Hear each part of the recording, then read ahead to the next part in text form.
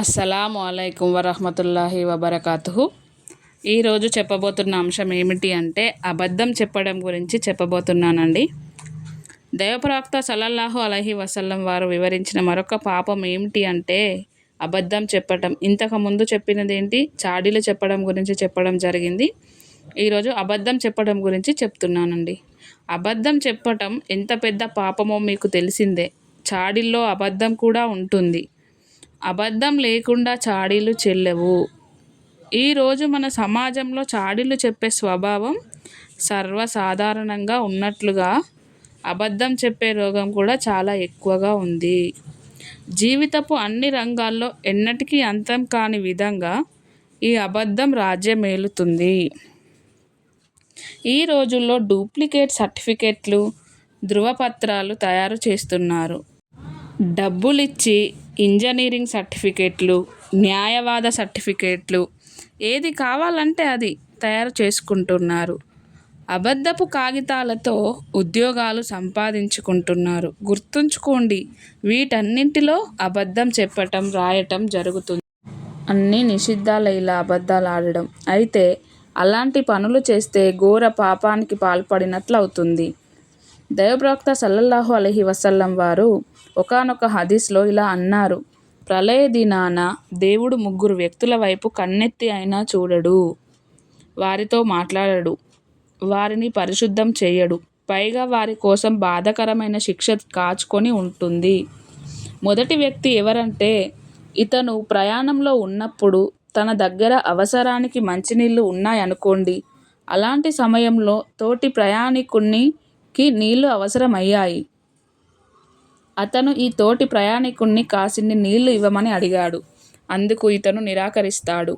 ఇలాంటి వ్యక్తికి హదీసుల్లో చెప్పబడిన విధంగా శిక్షించటం జరుగుతుంది. ఒకవేళ అవసరానికి సరిపోయేంత నీరు మాత్రమే ఉంటే అలాంటప్పుడు నీళ్లు ఇవ్వకపోయినా పర్లేదు, అది తప్పుగా పరిగణించబడదు. కానీ వీలైనంత వరకు మనం సాయం చేయడానికే ముందుగా ఉండాలండి, ముందడుగు వేయాలండి సాయం చేయడానికి. రెండోవాడు ఎవరంటే అబద్ధపు ప్రమాణం చేసేవాడు. ఈ శిక్ష విధించబడే వారిలో రెండవవాడు వ్యాపారి. అతను కొనుగోలుదారునితో నేను ఈ వస్తువు ఇంతకు కొన్నాను, నీకు ఇంతకు ఇస్తాను అంటూ ఒట్టేసి మరీ చెప్తాడు. నిజానికి అతను ఆ వస్తువును దానికంటే చాలా తక్కువ ధరకు కొని ఉంటాడు. ఉదాహరణకు వ్యాపారి తను ఆ వస్తువును 1000 రూపాయలకు కొన్నానని అతనికి ఆ వస్తువు 1200కు ఇస్తానని చెబుతాడు. తాను ఆ వస్తువును 1000 రూపాయలకు కొన్నానని చెప్పటానికి ఒట్టు కూడా వేస్తాడన్నట్టు. నిజానికి అతను ఆ వస్తువు 800కే కొని ఉంటాడు. కానీ అతను ఆ ఒట్టేసి చెప్పడం మూలంగా ఏం జరుగుతుందంటే ఆ వస్తువు కొనే కొనుగోలుదారుడు అది నిజమే అని నమ్ముతాడు. ఇతను ఒట్టు పెట్టడం వల్ల అతను నమ్మి మారు మాట్లాడకుండా 1200కు కొనేస్తాడు. అదే ఆ కొనుగోలుదారునికి ఆ వస్తువు అతను 800కే కొన్నాడన్న విషయం తెలిస్తే అతను ఎన్నటికీ దాన్ని 1200కు కొని ఉండేవాడు కాదు.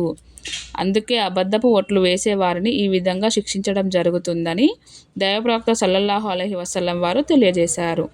మూడో వ్యక్తి ఎవరంటే అతను పరులకు ఉపకారం చేసి ఆ తర్వాత వారిని దెప్పి పొడుస్తాడు. అలాంటి వారికి కూడా ఈ విధమైన శిక్ష విధించబడుతుంది. ప్రళయ దినాన దేవుడు అతని వైపు కారుణ్య దృష్టితో చూడడు, అతనితో మాట్లాడడు, కనీసం అతని పాపాల నుండి శుభ్రం కూడా చేయడు. పైగా అతనికి అతి బాధాకరమైన శిక్ష ఉంటుంది. కొంతమందిలో ఉపకారం చేసి దెప్పి పొడిచే ఈ చెడ్డ అలవాటు చాలా ఎక్కువగా ఉంటుందండి. అలాంటి వారు ముఖ్యంగా ఈ దురలవాటును మానుకోవాలి. ఈ రోజుల్లో అబద్ధం చెప్పడం సర్వసాధారణమైపోయింది. కానీ ఈ అబద్ధం చెప్పడం వల్ల ఎంత బాధాకరమైన శిక్ష ఉందంటే ఈ అబద్ధాలు చెప్పే వారి మొహాలను పంది మొహాలుగా మార్చివేయటం జరుగుతుంది. అలాగే మిగతా శరీరం గాడిదలా శరీరం అయిపోతుంది, ముఖం పందిలా శరీరం గాడిదలా అయిపోతుందన్నమాట. నరకంలోని పాములు తేళ్ళు వాళ్ళను చుట్టుకొని ఉంటాయి. చాడీలు అబద్ధాలు చెప్పటం మూలంగా వారికి ఈ శిక్ష విధించటం జరుగుతుంది. ఈరోజు మన ఇండ్లలో, బజారులలో, ఆఫీసుల్లో, వేడుకల్లో ప్రతి చోట అబద్ధం రాజ్యమేలుతుంది. ఆ అబద్ధాన్ని ప్రజలు ఒక ఫ్యాషన్గా చేసుకొని మాట్లాడుతున్నారు. అస్సలాము అలైకుం వరహమతుల్లాహి వబర్కాతుహు. నా ఛానల్ ఫస్ట్ టైం చూస్తున్నట్లయితే లైక్ చేయండి, షేర్ చేయండి, సబ్స్క్రైబ్ చేసుకోండి.